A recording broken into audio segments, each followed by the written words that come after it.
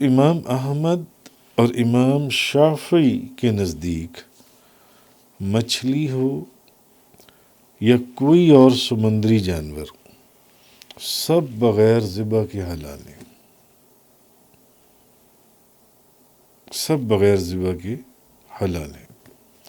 اور امام مالک کے نزدیک سمندری خنزیر کے علاوہ سب حلال ہیں۔ امام مالک اور امام شافعی کے نزدیک مچھلی ہو یا کوئی اور سمندری جانور، یعنی امام مالک اور امام احمد اور امام شافعی کے نزدیک سمندر کی سب چیزیں حلال ہیں، جو مرضی آپ کھا سکتی ہیں۔ سمندر کی تمام چیزیں، وہ مچھلی ہے یا کوئی اور سمندری جانور ہے، سب حلال ہے امام شافعی اور امام احمد کے نزدیک۔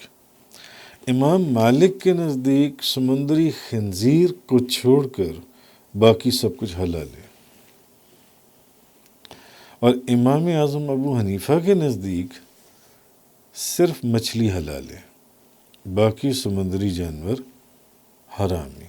امام اعظم ابو حنیفہ کے نزدیک امام اعظم ابو حنیفہ فرماتے ہیں کہ مچھلی کے علاوہ باقی سمندری جانوروں سے گھن آتی ہے، اور گھناؤنے جو جانور ہیں وہ حرام ہیں۔ قرآن مجید میں وَيُحَرِّمُ عَلَيْهِمُ الْخَبَائِثَ، ناپاک چیزیں آپ ان پر حرام کرتے ہیں، ناپاک چیزیں جن سے ہیں۔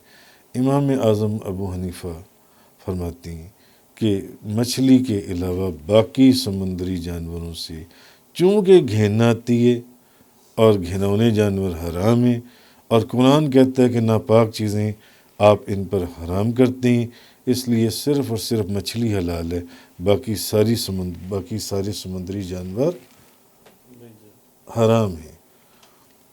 اور امام شافعی اور امام احمد بن حنبل کے نزدیک سمندر کے سارے جانور حلال ہیں۔